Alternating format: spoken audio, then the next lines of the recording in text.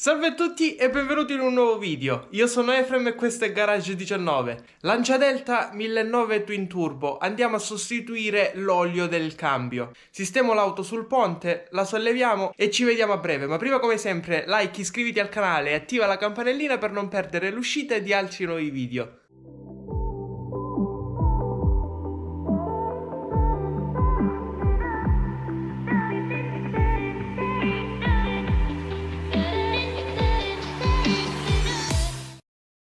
Come prima cosa andiamo ad aprire il tappo di rifornimento dell'olio. Questo è facile accedere direttamente dal vano motore. Ve lo faccio vedere.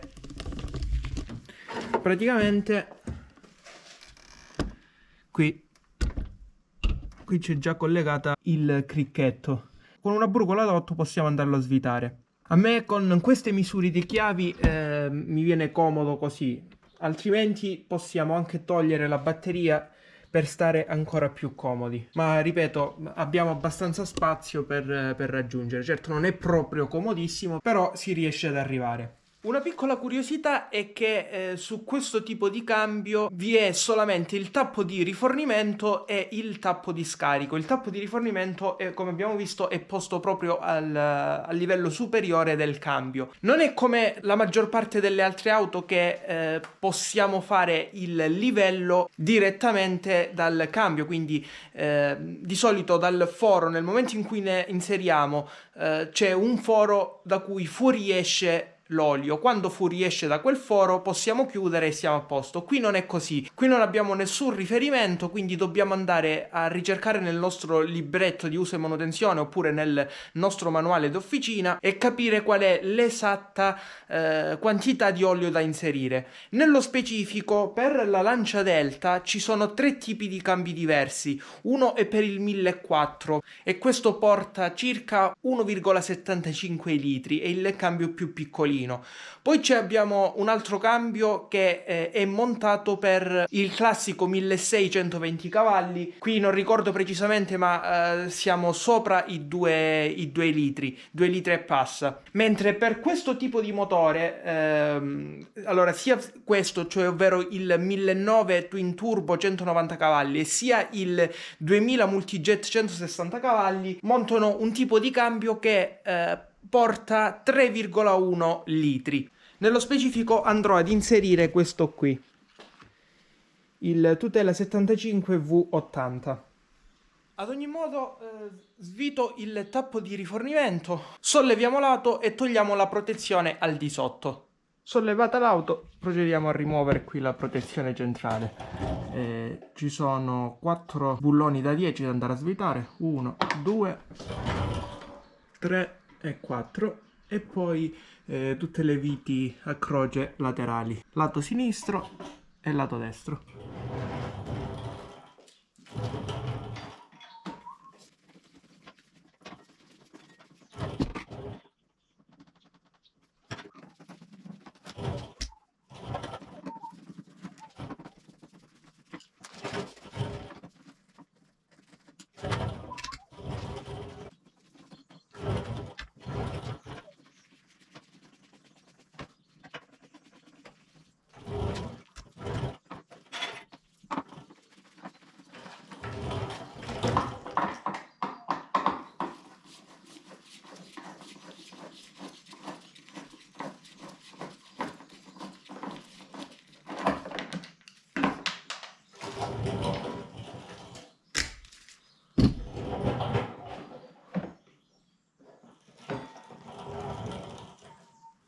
Rimossa la copertura in plastica centrale, ecco qui, questo è il tappo di scarico.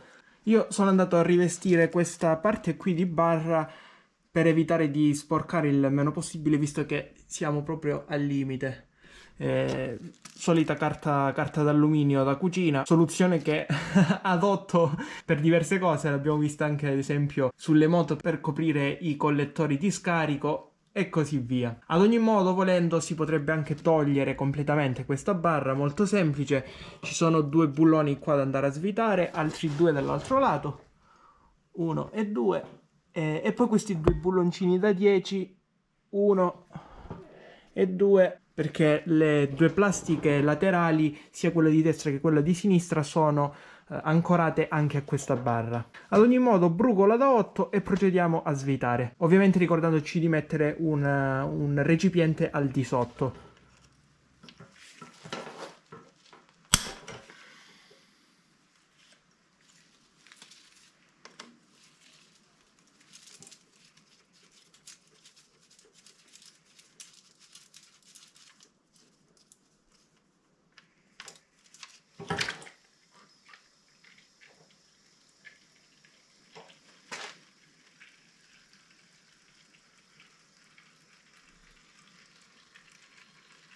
Anche dal manuale di officina viene imposto di inserire del sigillante sia sul tappo di scarico che su quello di rifornimento.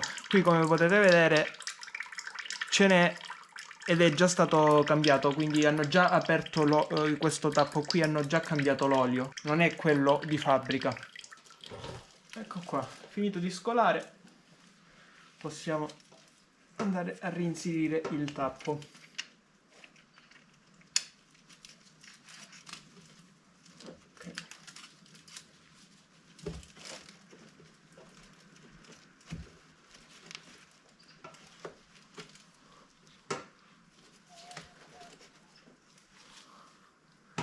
Come già detto, andiamo ad applicare del sigillante.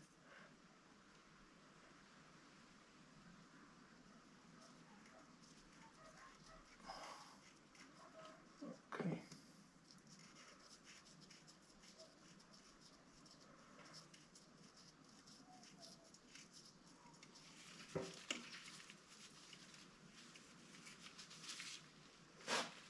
Bene, qui sotto abbiamo finito, possiamo rimettere la copertura.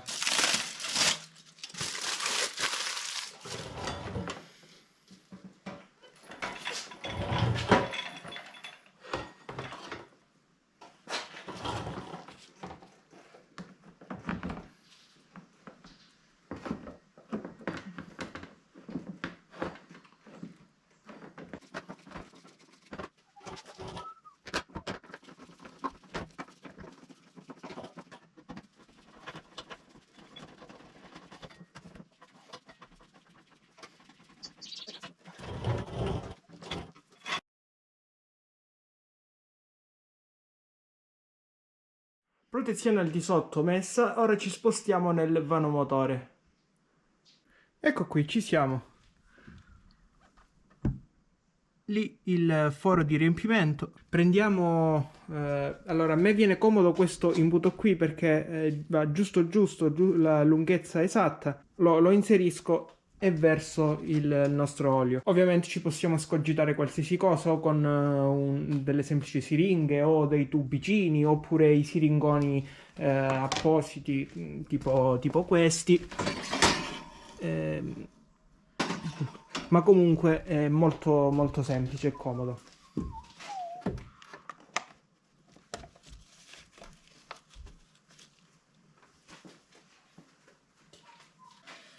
Ecco qui, abbiamo detto 3 litri e 1, quindi procediamo.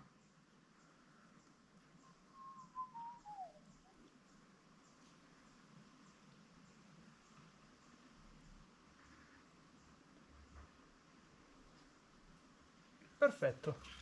Posiamo il nostro imbutino. Applichiamo un leggero strato di sigillante e procediamo a chiudere il tappo. Ricordo, brugola da 8.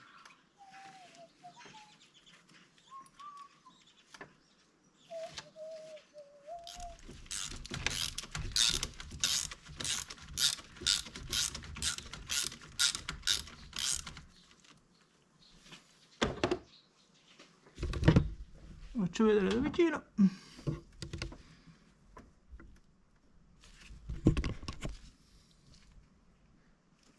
Lavoro concluso. Anche questo video finisce qui. Come sempre, like se ti è piaciuto, iscriviti al canale e attiva la campanellina per non perdere l'uscita di altri. Ti invito come sempre a leggere qui sotto la descrizione per trovare altre informazioni utili, così come ti ringrazio se effettuerai un acquisto di un qualsiasi prodotto presente su Amazon tramite un link di affiliazione che trovi qui sotto, perché ci verrà riconosciuta una piccolissima percentuale e aiuterai perciò a far crescere il canale supportandolo. Ti invito inoltre a seguirmi anche su Instagram, trovi sempre qui sotto il link al profilo.